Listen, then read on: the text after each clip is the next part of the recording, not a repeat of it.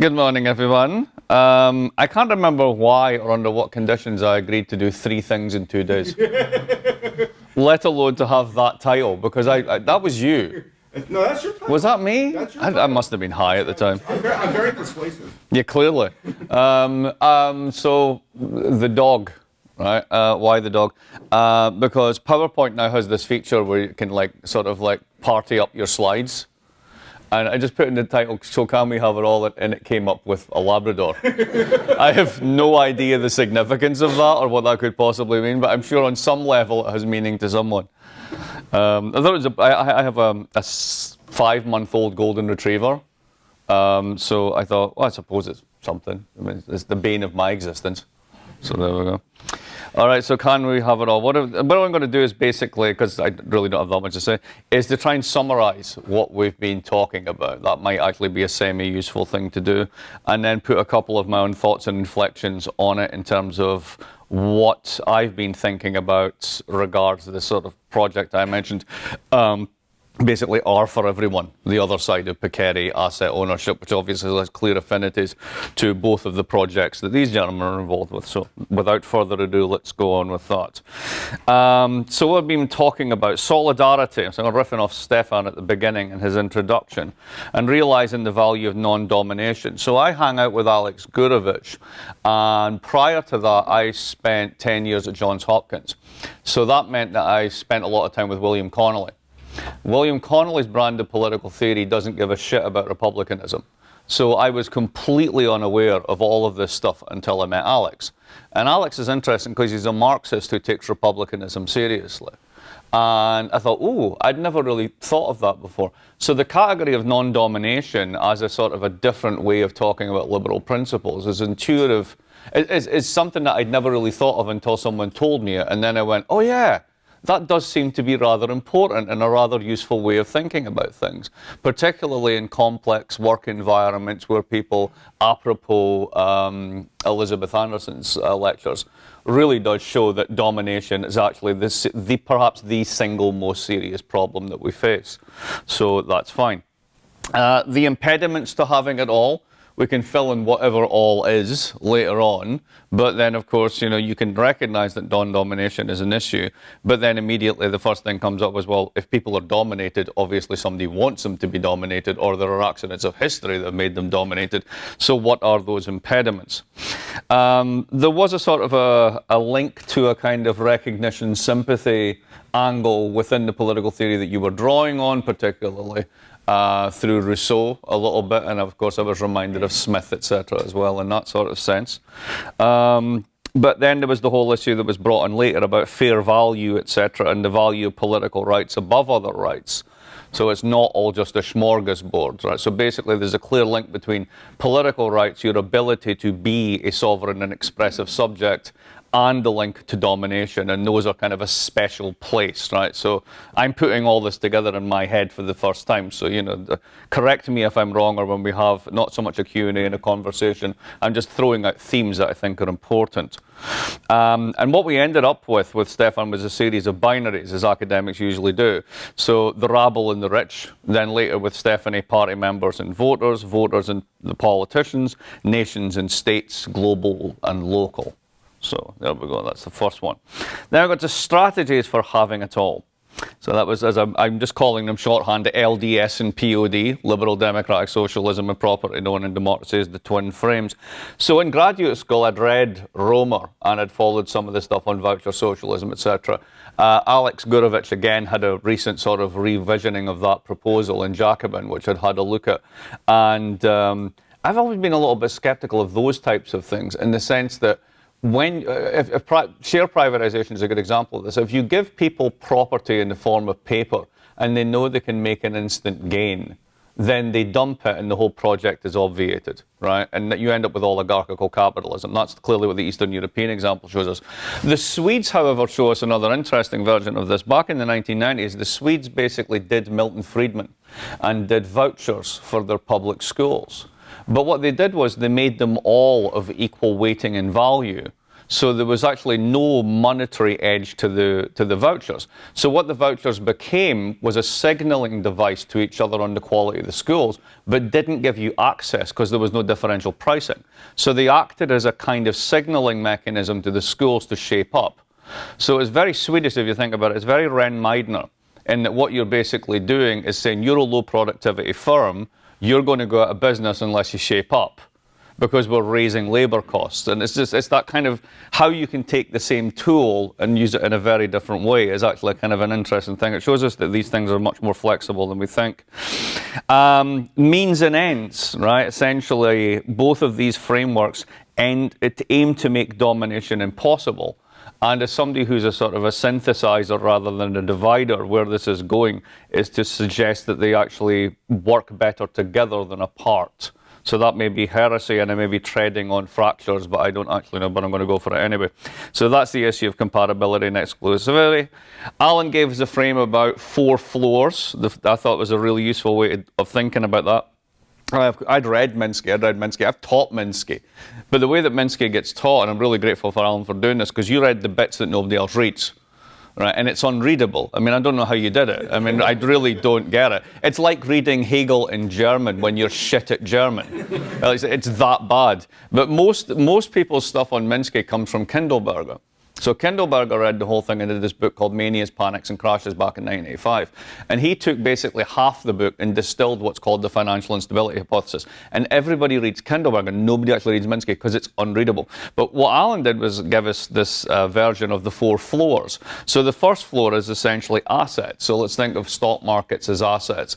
So when there's a catastrophic collapse in the stock market, you can bet that the public authority will step in. They don't actually put a floor under asset prices. What they do is people are shedding equities because they think they're going to lose value and they don't want to be holding something that's worth even less tomorrow. So there's an accelerated depreciation in the value. So what do they want instead? They want to buy a safe asset.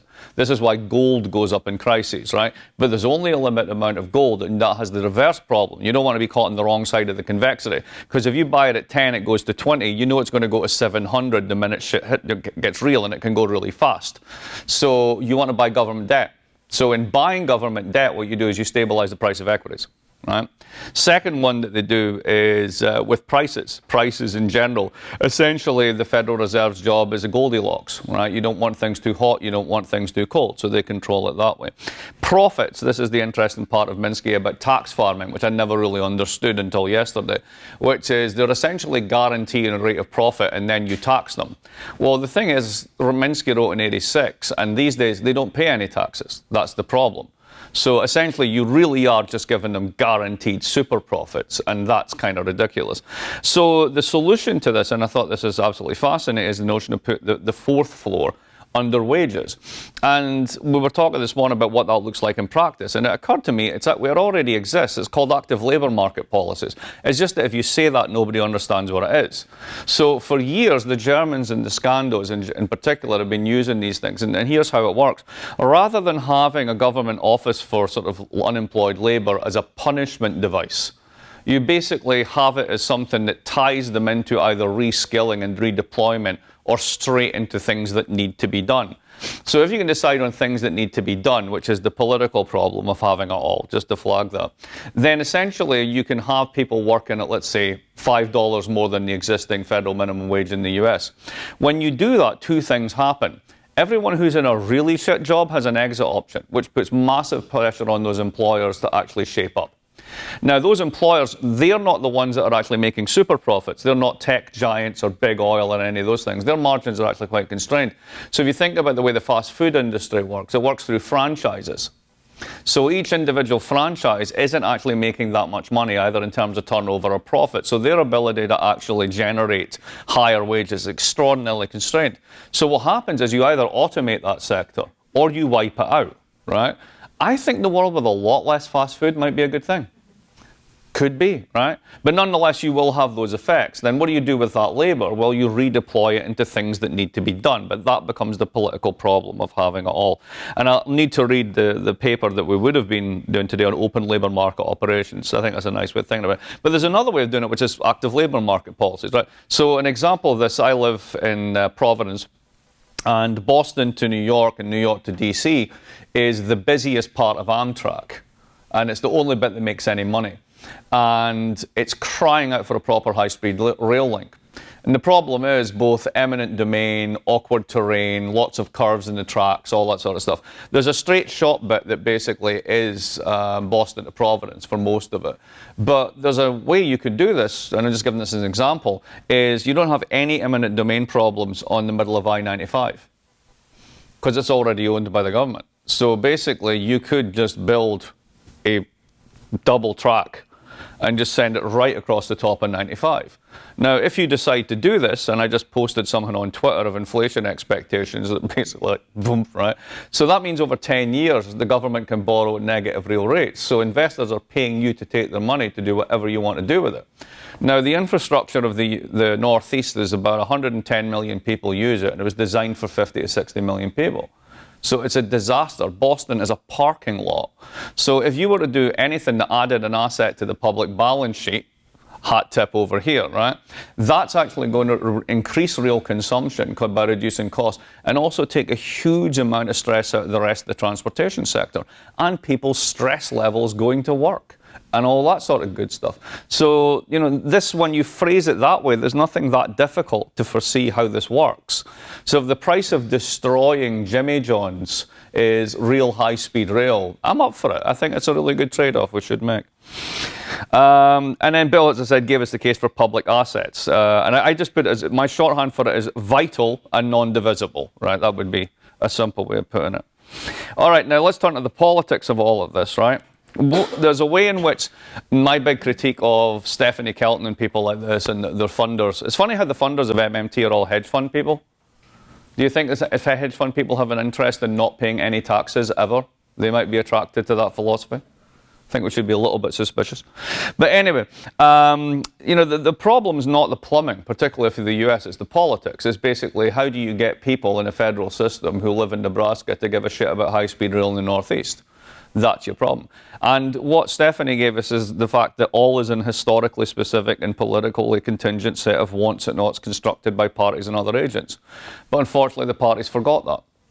So the way that to get the stuff that you want, and I think that, for example, AOC intuitively gets this, and more than intuitively gets this, is basically by not just changing the conversation or being realistic or whatever that means, but busting through those conventions. So the whole thing about the 70% tax rate, you notice how quickly that got normalized? Because, you know, it used to be the case that if you wanted to put it up in the Clinton era by 2%, right, all hell would, dogs would be released from hell and all the billionaires would live on Mars and we'd all starve to death, right?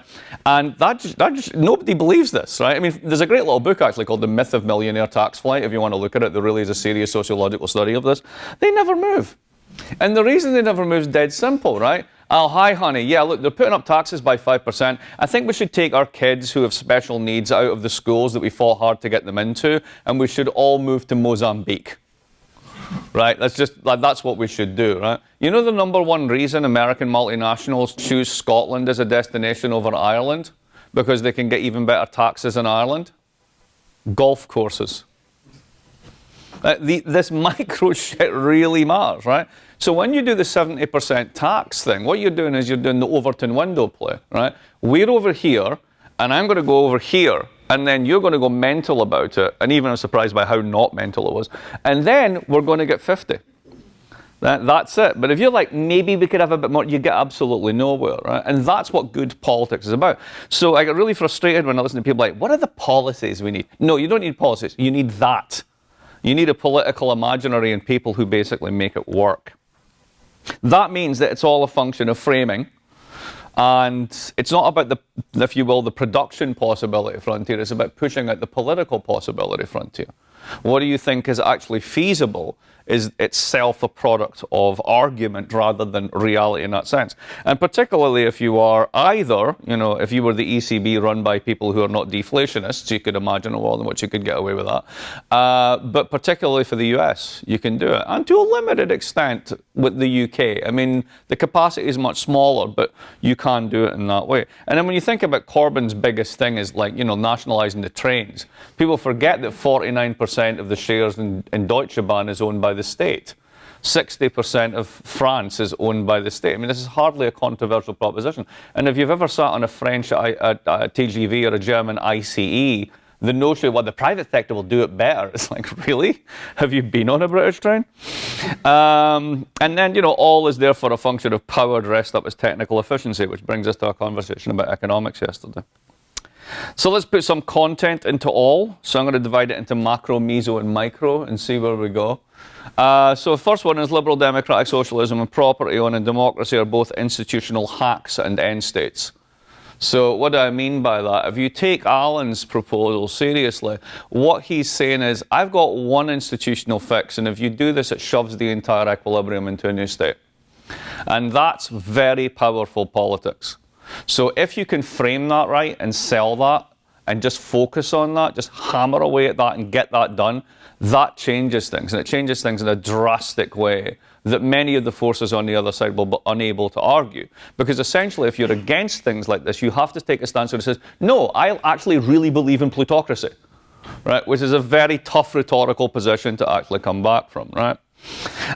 So there's that. Again, with the argument with public ownership, to crudely put it that way, that I'm a real fan of this for a couple of reasons we'll get into in a minute. But the first one is public ownership allows greater private consumption, and greater private consumption in conjunction with the forced floor is non-domination. If you want to put it in those terms, those two things can work together very easily. So I'm going to talk about public assets, the fourth floor, and then everybody's favorite little econ theory, MMT, and related macro theories. So the first one, again, as I've just suggested, Corbyn's trains is a great idea of this, and I mentioned this yesterday. So currently, if you factor out finance, British salaries peak between 29,000 and 33,000 quid. And that's not a lot of money if you live in or around London, and most people don't live in London. Sidebar on this, I was staying at Elephant and Castle, and I mentioned this the other day. 25 years ago, my girlfriend lived in Elephant and Castle. Elephant and Castle was a place where you ran through so you didn't get knifed. And now it looks like Buck Rogers. I mean, it's ridiculous. Giant 5-star hotels and all this shit. So there's just before you get to where the old GLC was, which is another hotel now, of course, right? There's a little real estate brokers. And I was like, I've got to have a look at this. So I went and I looked at it, and I was looking at the prices of the condos of all the glass things that they're putting up, right? So it was 960,000 quid for a 2-bedroom. That's not the shock. The 2-bedroom was 650 square feet. Now, first of all, how do you even fit a 2-bedroom? I mean, there's got to be health and safety issues there, right? I mean, clearly. But just the price per square foot on that relative to income, it's just, I mean, it's beyond 12 to 1. It's beyond Sydney or Singapore levels. I mean, not the Hong Kong levels. It's completely mad. So Corbyn's public assets proposal is, I can take the cost of you commuting to work from 13% of your post-tax income to 5%. So suddenly you have a 7% real wage gain. If you do that at the same time as you do a wage floor, you're making a massive difference in people's lives with two simple fixes. It's not that difficult. Public assets and non-domination. Well, if anyone's got kids, you'll know that domination for them comes in the form of Facebook, Instagram, and cyberbullying, right? So there are real public health issues associated with these things, right? But there's a lot of issues in there, right? So public assets and non-domination, Facebook, Google, Amazon Web Services, right? Think about this. That's the only bit of Amazon that makes money. 60% of US businesses are throwing all of their IT needs into a cloud controlled by one firm. That means they know everything about everyone who's nominally their competitor.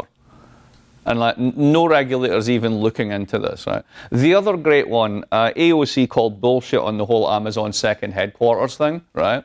And lots of real estate investors went, she's terrible. And all the people who live there went, thank you. And we'll re-elect her because of it, right?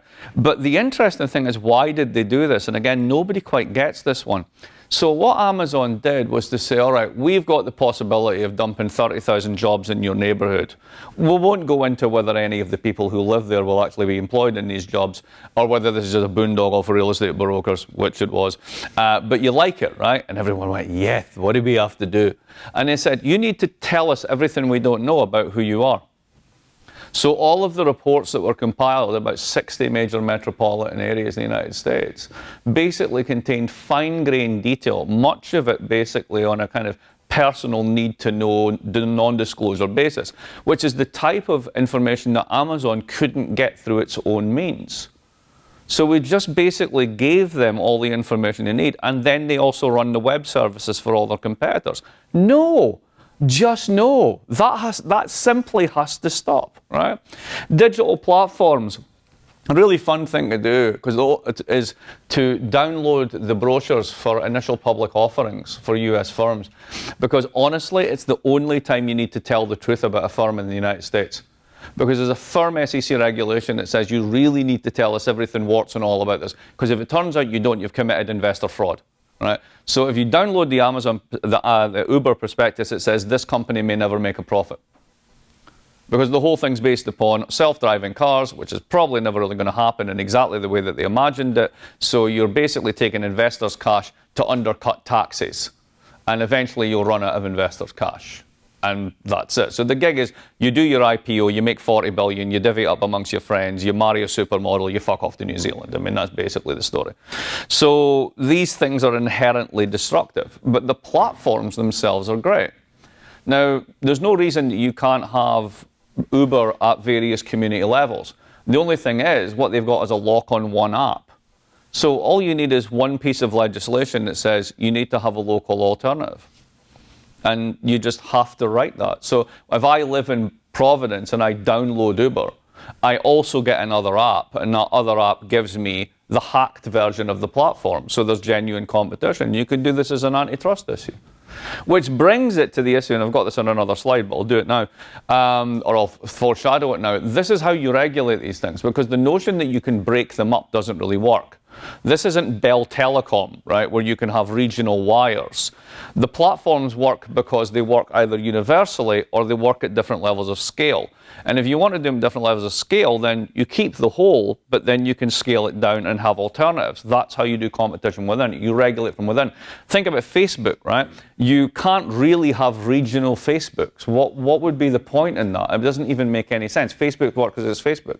So what you want to do is you want to keep it whole, but you want to basically increase the threat to the firm for doing the bad shit that they do, not necessarily by regulation. So if you think about, sorry for going on about this, but I'm doing quite a lot of research on this.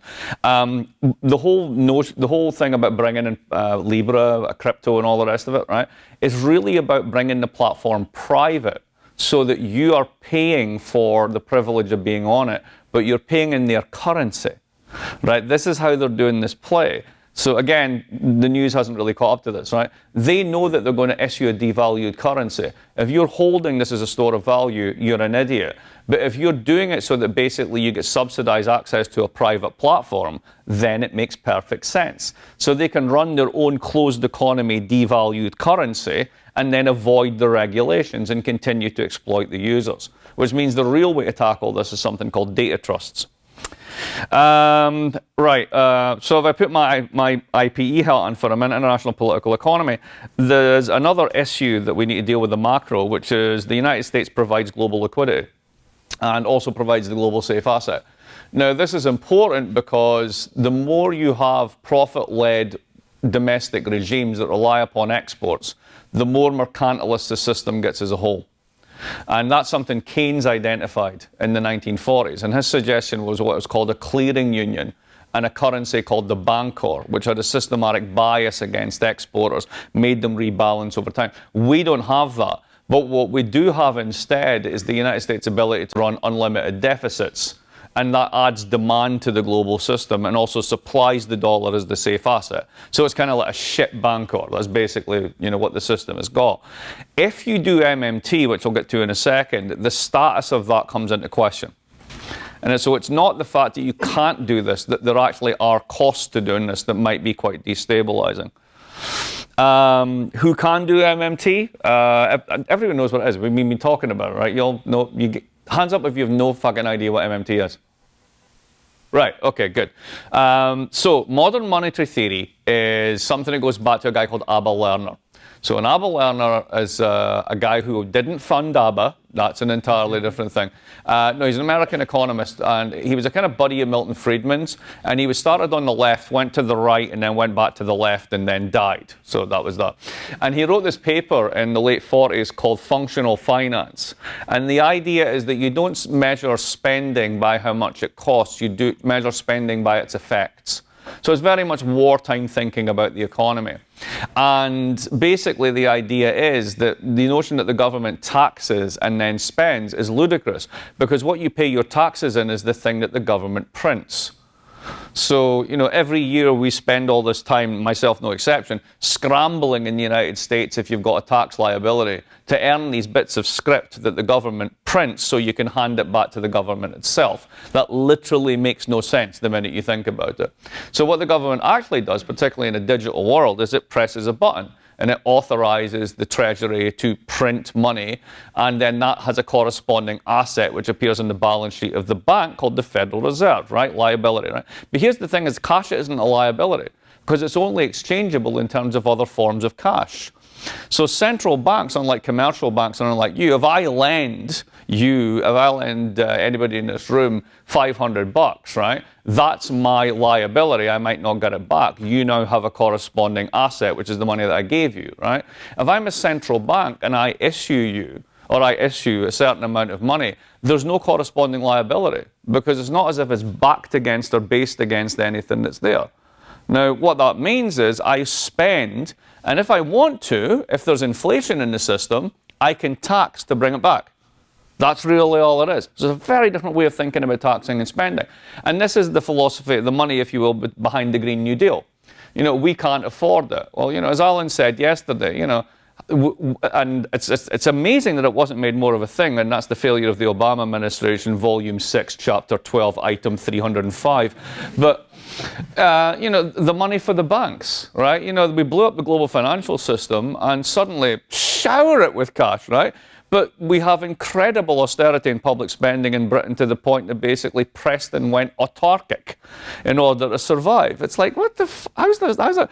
If we decide to go and blow up Iran, right, it's a multi-trillion-dollar effort. There'll be no question about where the money comes from, right? And that's because de facto governments already do this. It's just that the right tends to do it, and the left has caught itself up in this box of, well, we need to be fiscally sound. It's like, well, why? The other guys don't believe this shit. And again, that goes back to Stephanie and the technicians and the finance-friendly economists and all this sort of stuff. So the problem with this is who can really do this? And the United States can do it because it has that exorbitant privilege of printing the global reserve asset. Everybody else has to earn dollars in order to conduct basic imports and exports. If you want to buy fuel, if you're France, you can't pay for it in euros. You have to basically earn dollars in order to pay for it because it's all denominated in dollars, right? So the United States can do this because here's how this would work. We're going to spend like hell and do whatever we want. And foreign bondholders will go, well, okay, so that means that your deficit's going to go up. Your economy is going to go off like a rocket. There might be some inflation, which means that the future value of this asset I'm holding is going to go down. I should dump it. But here's why it works for the United States. What else are you going to buy? Because you could buy Chinese debt, except they don't issue it, right? And you could buy Euro debt, then the Italians might leave, and then you're left with wallpaper. So we can do this because, in a sense, we have an exploitative imperial advantage over everybody else. So, the ugly side of the Green New Deal is saying to everybody else who holds dollars in the world, fuck up and deal with it. And that's really the cost of MMT. So it's not very user-friendly if you're not actually the dollar itself. China does it because they have 3 layers of capital controls. They do not allow money to leave the country. They like money coming in. And then what they do is they sterilize the dollars in the form of either buying T-bills, which helps us do our thing, or turning that into Belt and Road real assets around the world. That's basically their model. And they do it. So de facto, if you're one of these two models and you're really big, you can do this. Can Britain do this? Right? Could Canada do this? Well, to a certain extent, because inflation expectations, what people think inflation will be in the future, is on the floor. Long-term interest rates are negative. So, in a sense, yeah, you actually can do this, but it's much more limited. I mean, if Boris comes in and does 5% of GDP as tax cuts in order to win the next election, he will create a boom. But what will happen is, because Britain imports two-thirds of its food, the pound sterling will go down in value, and you will get inflation. So under a modern monetary theory thing, you need to stop spending. So depending on how much MMT Boris does, if he's a really MMTer, he would do that, and it would probably end really quickly. Right? So it depends on how much structural capacity you've got to do this type of stuff. So it's a good thing. It's good plumbing. It's not good politics, and there are serious externalities if you're not going to do it. One way to think about it, if this is universally true, Venezuela should have no problems. Because not even the embargo should matter. You should just be able to print and go. And that clearly doesn't work because nobody believes that the currency is worth a damn, and they dump it the minute they get it, which is the big problem. Hence, the politics of this come down to that Overton window, and anybody who says magic money tree, you need to turn around and say, you're an economic illiterate, and explain why in very simple terms, and do over and over again, like training a dog, until everybody's got it. All right, other things that I like.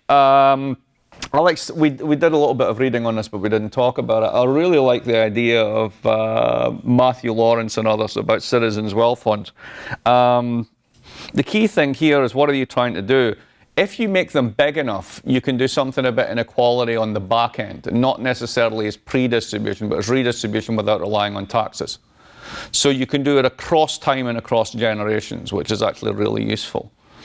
And the second thing is the issue of how to fund them, right? And lots of different ideas like fees, user fees, scrip taxes, levies. I really like crisis funding. Whenever there's a financial crisis, there's an insatiable desire to buy government bonds. So you issue more than you normally would, and you use that to buy all the equities that people have dumped. But this time, you don't give them back. So if you think about when Britain did bank rescues, what did they do? They were like, oh no, we're not taking ordinary shares, we'll take preference shares, we'll turn them all into preference shares. And of course, the public, like, what does that mean? What it means is I refuse to have voting rights on the things I've just rescued. And basically, I won't even take a dividend. I'll just basically hold, like, what the? So let me get this straight. I drive a truck into your house, cause unbelievable damage, and your solution is to push the truck out, fix it for me, make sure I'm okay, rebuild the house on your ticket, and never bill me? And that's exactly what they did. It's just completely ridiculous. So there's really good ways, and I encourage people, if you're interested in this, to look at this stuff, because they can make a very large macro impact. If you issue 20% extra American GDP the next time there's a colossal financial crisis, everyone will buy those bonds. As I said the other day, 20% of US GDP is 2 times 1.8 trillion. So you're talking nearly 4 trillion. So if you were to compound it over 15 years at 6%, the standard equity premium, you basically get to about 2.9 to 3.1 trillion. So imagine that you could just dump that on the bottom 80% of the population in good libertarian fashion. No strings attached. Do what you want with it. Yours to use or abuse, right? I think it would be incredible. You would transform hundreds of millions of people's lives. And I haven't taxed a single person to do that. Right? So therefore, if you don't like this, again, you have to say, not only do I like plutocracy, I don't want other people to be rich. Only me. So it creates, again, a very powerful politics, if you're right. Green New Deals, great. It's a wonderful way of restoring inflation, which reduces people's debt, and also wage-led growth, which is the whole thing that we're after. And you can fund it if you're the US through MMT, but there's lots of other things you can do too, and you don't have to be funding it that way. All right, the Meisel, ESOPs and co-ops and employee ownership and other forms of ownership. I think these things are important, but quickly, you got some problems. The first one is the issue of scope. This just doesn't work in some sectors, right? How do you have employee ownership of armaments? That's a tough one, right? And very, very large vertically integrated entities that demand that you have hierarchies. That becomes problematic in terms of corporate governance. Now, it's not to say you can't have it, but there are sort of scope limitations. Scalability is another issue as well. Yes, you have that you brought up yesterday, right? Capitalization. Let's say that you're a major airline. How do you go around leasing or buying 10 A380s when they cost how much each? Right. That's a tough one for a co-op to organize. Because essentially a co-op generates the ability to take on loans or debt through its EBITDA, its the income and interest before taxes. So if you're limited by scale, you just can't get up to scale to do this. Now, how is it the airlines are able to do this? Because basically they issue shares to the general public, not just everybody in the co-op. So you can go much bigger in terms of scale. So if you want to keep that, there's a real limitation on the size. Again, another one Alan highlighted yesterday, competition between units. Everybody loves John Lewis, but John Lewis does well when they murder Tesco. So it becomes rather zero-sum in that regard. There's a couple of other issues. Exit, once you've bought in, do you get to cash out when you leave, or do you not get to cash out when you leave? Or should you cash out when you leave? All of which are open questions. And then the last one is these things are likened to partnership. And partnerships are good because you have skin in the game. You're responsible for your losses as well as your gains. But to use an example of a law firm, if you bring in 6 times as much business as someone else and you're all partners, you actually keep the asymmetric gain. What happens if you're the person that really, really makes this thing hum and you're all basically on £100 a week socialist wage? Then basically you end up with demotivated labour and people exit. So you do have a sort of some limits with these things as well. I like them, but there's some people like Dick Mackin and others in the US who really think this is the panacea that can transform the economy. I'm just not convinced. One that people don't talk about, the digital dividend, and here's what I mean by this. When we have mobile phones or other things or radio, we auction off the spectrum to the highest bidder and we give them licenses for certain periods. We give away our data. That makes no sense. I mean, the only reason that these digital monoliths make all the money that they do is because we give them data. And Amazon's now got to the point, it's not even relying on giving us the data. They're extorting it from local governments, and they're creaming it from the fact that they run all your business through their servers. So this is just crazy. So if you think about it, you could do it as private property, but then you've got a scalability problem. Average revenue per user for Facebook and Google is about between $9 and $12 a year. You're not going to go to the problem of licensing your data to lots of different platforms so you can get 45 cents. It's just not going to work. So what do you actually need to do then? You need to do public trusts. So basically, you can opt in or out to an NGO or Quango or something that's independent from the state that nonetheless is not dependent on private, 501c3, charity, whatever you want. And then you can sign your rights to them and then say, I want my data to be used by the following firms or types of firms or not. And that's it. And then you will get whatever we get back as that when we sell it all as a block rather than just give it away. Because if you price it as ARPU, average revenue per user, that's just the limit cost that they're extracting the data at. But that's why they have unbelievable profits. So if you want to basically change that, then you sell them the data in blocks, or you don't get it at all, in which case you can't do anything in the UK or in Canada, for example. At which point you'll suddenly find that the selling price of that jumps up dramatically. And yes, that reduces their profitability. And that's exactly what you want to do. So there's a way to do it through that way. And that's more public assets, which is good. And again, as I mentioned, antitrust doesn't work with Facebook. So basically, nationalization as utilities or multi-platforming, as I mentioned earlier, is the way to go with that stuff. All right, down to the meso. So if property owning democracy doesn't equal more co-ops and ESOPs, then what does it mean beyond the institution of a wage floor? What do you actually own, and how do we communicate that to parties other than ourselves? And that's what I've kind of been talking about, right? I think that's a kind of meso level issue. I've got macro solutions, but I need to make them talk at that level so that parties can use it and activists can use it and all the rest of it.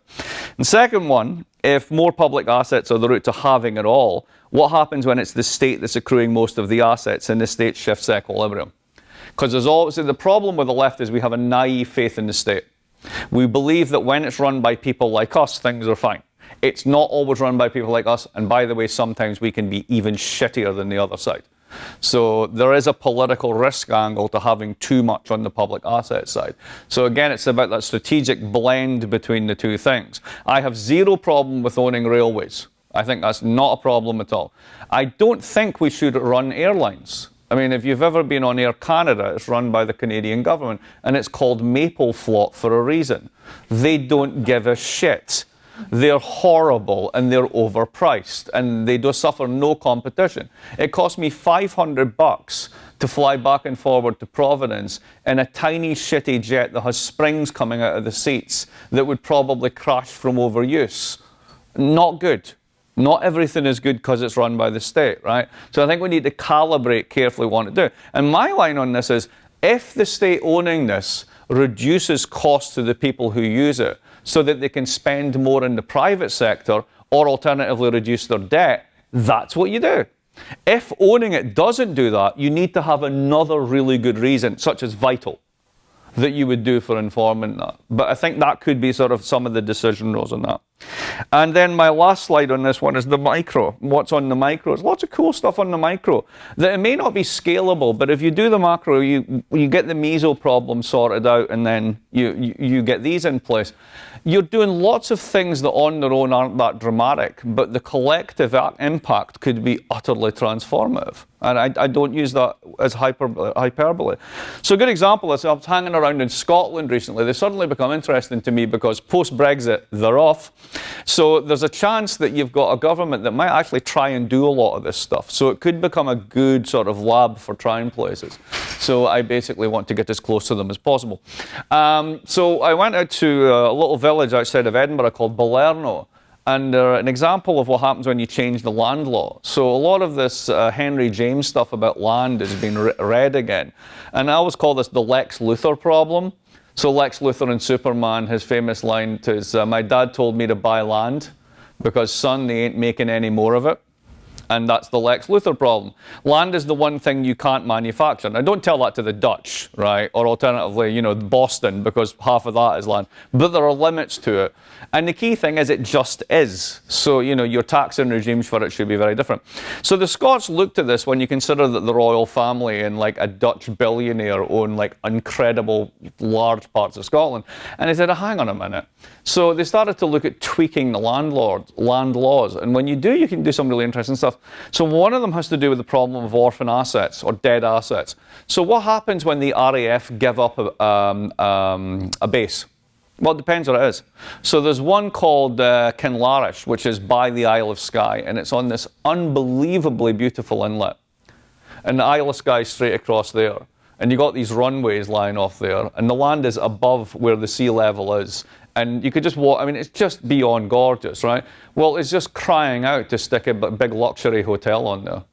And then you've got small local communities that now have something that they can anchor and build on, whatever. There's another one up in the Shetlands where they basically took and used to have another big bomber base up there for the USAF. So it's got all these big structures and all the rest of it. So a lot of them have fallen down, whatever. But a lot of the barracks basically get turned into community workshops. Theatre spaces, playrooms, childcare, creche, all that sort of stuff. So you can do that sort of stuff. The one I liked outside of Edinburgh, the part of the law change was if the community itself now has legal standing if it makes a claim of an asset that's been abandoned. So there was a hydroelectric dam that hadn't been used for 60 years out in the village. It was a bit of an eyesore. And they thought, I wonder if we could get this going and can we sell it to the grid? So they went into Edinburgh, got finance to do it up, didn't actually cost that much, got it back on. They now sell to the grid and there's 70,000 a year coming into this village, which pays for all the good stuff that keeps it there. Now, why am I interested in these things? Because they're not scalable and they're not that high impact. One of the biggest problems of inequality is spatial inequality. And that happens because small spaces simply don't attract capital. But if you can have assets that anchor those communities, like this is a huge thing for the American Midwest, right? That's a really, really great thing you can do. Other thing you can do, there's a 2015 or 14 United States Small Business Administration report about the problem of stranded assets in the baby boomers. So here's what that means. You own a print shop in Illinois. It's a successful business because in this town in Illinois, at that time, it's a prosperous community, right? It's still doing okay. It's relatively close to Chicago. It's not what it once was. But you made a bit of cash and you sent your daughter to, I don't know, Brown University. She's not coming back to Illinois. She's just not. So what happens to that print shop as an asset and the 10 people that work for it? Well, one thing is you can turn it into an ESOP. That's exactly the type of thing you can do. But then you've also got a much bigger problem is you have heavily indebted millennials. many of whom are actually willing to move. If you check millennial migration patterns in the United States, it's absolutely fascinating. It's all second-tier cities. There's like a pipeline, an underground railroad that goes from basically from Pittsburgh to Baltimore, Baltimore to Cleveland, all these like places where you can set up a brewery for like very not much money, right? And these are actually quite fast-growing cities. Those are the ones that are coming back because the coast has just been completely priced out. So you have an opportunity whereby you've got a bunch of people that are young that want assets that have got too much debt. And you've got a bunch of people who are old that need to get rid of their assets, but basically outside of ESOPs are selling for 10 cents on the dollar. They don't have much going on. So if you can imagine a public equity fund whereby they buy that at 50 cents on the dollar, and then you get a bunch of people to essentially work for equity, and then you do ownership transfer over time, you could save, you transfer $1 trillion in assets to a generation that badly needs asset formation. Now, all of those are micro. It's very complex. Many of them will fail. But guess what? Many businesses fail. Why would we be surprised by that? Right? You just need to, what you worry about is the successes. And then finishing this up, the problem of this one, the problem of young debt and old assets. Usually, it's a tough one to say this, but your grandmother's a shit. Right? I mean, the boomers are horrible, horrible people. I hate to say it. Sorry, I know. There are exceptions, right? But basically, they lived through the golden years and had high real wage gains. And then they bought, if they bought property, they bought it in a period of inflation whereby the bank ate half the mortgage. They then voted for right-wing parties that produced really high real interest rates, which meant that sticking just their money in a savings account in Citibank gave them 6% for 8 years and then 4% for another 8 years. They all put their money in the stock market as it went on the longest tear in human history. And when it all blew up in 2008, the government socialized the cost so they'd hardly lost a penny. Right? 60%, 70% of all medical care happens in the last 6 weeks of life. People used to die of one catastrophic illness, usually related to smoking. So basically, you would spend $50,000, $60,000 on healthcare and check out quickly. Now people are living longer, they're healthier, so they're getting Alzheimer's and progressive degenerative nerve diseases, etc., that require long-term care, and are now spending $300,000 to $400,000 in healthcare. So how do you pay for that? You create student loans so that you lot pay for the healthcare because they refuse to pay any taxes on their retirement income. That shit has to change. But they vote twice as much as millennials. So even though millennials are now numerically more of them than there are boomers, you just don't vote. So that sort of learned fucking apathy you got from reading Nietzsche is really fucking you up, right? You really need to stop doing that and just get out and vote. That's the main thing. Some societies have figured out that you're not going to do that. Japan is at the forefront of this, mainly because men under 40 in Japan live in tiny apartments with their parents and spend their whole life playing video games, which is fucking weird, but they do. So this guy, Kuroda, is the guy who runs the Japanese central bank, and he's figured out a really, really nice way to how to get around this problem. So his problem is, in Japan, it's a really good thing, it's not a problem, but basically government debt is regarded as an asset. So whereas in the United States with the clock and all this sort of stuff, people have been taught to think, as the Germans do, debt is Schuld is guilt, it's all bad, right? They go, it's a savings bond. So Japanese people tend to buy lots of government debt as their savings bond. So to get them to not do that, what they've been doing is basically buying all the government debt direct to the central bank. Now this is meant to be the end of times when you do this, right? Ask any mainstream economist and it's like, oh my God, this is what brought Weimar, right? And in a sense they were trying to do about that. They were trying to raise the rate of inflation because they've been in deflation forever. But here's your problem. You're the oldest society in the world. The average Japanese is 47 years old. Right? And you don't really do well on immigration, so that's not going to be a solution. So your population is shrinking. So as the denominator shrinks, the numerator gets bigger. So your 200% of debt is going to become 300% of debt, and you've got less people to pay it because they don't work because they stay at home playing video games. So you do have a structural problem. So what you do is you buy it to try and create inflation to reduce the real value of the debt over time. But here's the trick, that's why it's called solving the Piketty problem. You're giving assets to young people in a different way. Usually you have to wait for these old Japanese to die so that they hand the savings bonds back to the kids, right? But then they're earning so little in interest it really doesn't to make a difference. What about if I crush the yield just now so that it's negative? What that means is it's no longer an interest-bearing asset, but with bonds, prices and yields move inversely. The more that you buy them, the more the demand goes up, so the more the interest rate you have to pay goes down. So if the central bank buys every bond it can, what happens is the bond value goes up. You're then transferring very valuable cash assets to young people that don't actually pay interest. So your only incentive is what? Sell it immediately. What have you got? You got cash. That means you've got to buy things. And that's sort of their way of doing this. Now, it hasn't been that successful because they just don't buy stuff. But you can see that there's a huge amount of leeway in what central banks and things like that can actually do through this example. But the problem of young debt and old assets is a really problem. Again, green investment. I've got my father-in-law staying with me and my mother-in-law. They're just perfect examples of this. She was the CDU voter, Merkel's party. Oh no, so she was the SPD voter, right? This putative left party. He was the the CDU party, Merkel's party, and my brother was a fascist, right? And now they're all fascists. Now they all vote for the AfD, right? And why is this? Well, they live in Berlin, which is one of the most cosmopolitan parts of Germany. But if you watch the German news, there's 4 channels. They all do the news at the same time, and they all say the same thing. And for 18 months, they talked about die Welle of die Ausländer, the wave of immigrants. And you just imagine what this is doing to old people's psychology, right? And deep down inside, 1/3 of every population is fucking racist, right? There's nothing unusual about the Germans. Everybody's just a wee bit racist, right? So this gets amped up and amped up. So first it was Islamophobia. Now it's climate change denial. So I'm going to go back, I'm going to lose my shit with these people, right? But their new thing is now, yeah, we know it's warming, but we don't know we are doing it. Which is a bit like saying, well, we know that there's more people getting lung cancer, but we don't know that tobacco is doing it. It's like, we do. No, we really do, right? And there's a huge amount of denial that's concentrated in old people. Now, why is this? Well, because they don't want to pay any taxes and they hate change and they're old, right? But also, there's a deep psychological problem. No one wants to think that everything they thought their whole life is wrong and is going to fuck their grandkids. Right? That's just a huge psychic cost for these people to bear. And a lot of them are just like, no, it's not true. And I have to think about it. I'm just going to convince myself it's not true. And then I'm going to die. And then everything will be fine. You'll see. Right? I mean, it's basically my father-in-law's attitude to life. So we need to stop them voting past 70. That's basically it. Shh, don't, that gets edited. That one gets edited. The other one is what I call the 3 martinis a day health policy.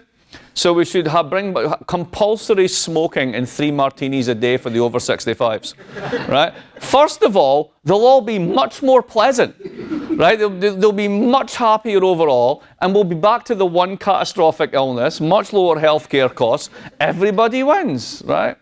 So anyway, the final thing is back to Stephanie. It's all in the framing, right? These are real issues, the good sides or the bad sides. But as I've suggested with the stuff that we've been discussing at the macro and the macro Meisel, the whole lot, there's so much that can be done. And if you just get these things in place, the effects are massively transformative. So I remain the most curious of creatures, a Scottish optimist. And I'll leave it there. So there we go.